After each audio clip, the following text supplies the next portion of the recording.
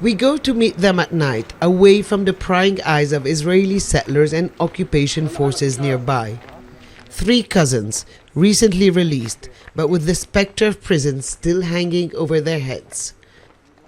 19-year-old Qusay Abu Naim was sentenced to 15 months for throwing stones, a symbolic gesture by young Palestinians to resist the Israeli occupation. I was warned not to celebrate my freedom and not to throw stones. Of course they can get me again, but in the end, what do you want me to do? I'm just defending myself and my village. I'm not a terrorist, as they say. As Qusay was driven out of Ofir prison, his cousin Hamid was coming in. He had been waiting outside for Qusay to be released when soldiers detained him.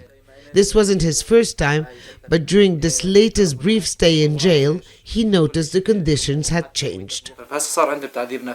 There is psychological torture. It wasn't like that before. Now they lock you in a room until you're broken and admit to anything they want. When I got home, the officer in our area told me my movements were being monitored, and next time they'd harm my wife as well. Despite the threats, Mohammed thinks it's important to speak out and hopes the world will understand how difficult it is to simply be a Palestinian.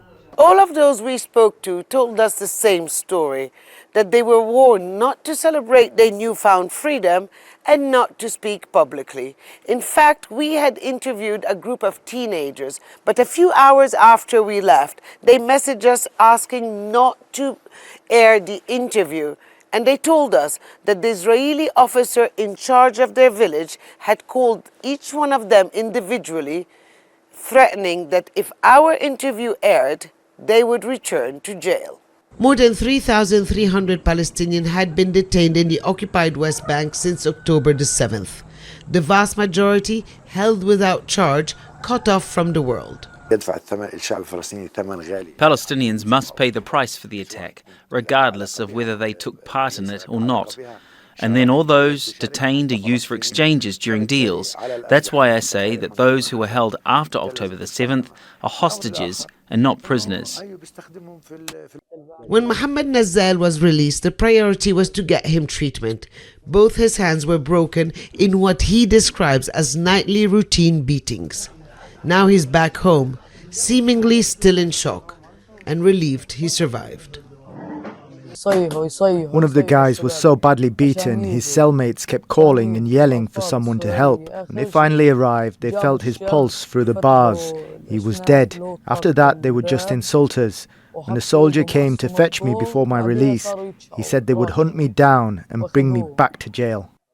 All the Palestinians we spoke to, on or off camera, share a feeling of unease. They are relieved to be at home, but wonder how many nights they'll be able to sleep in their beds before Israeli soldiers come for them again. Hoda Abdel, Hamid, Al Jazeera in the occupied West Bank. Make sure to subscribe to our channel to get the latest news from Al Jazeera.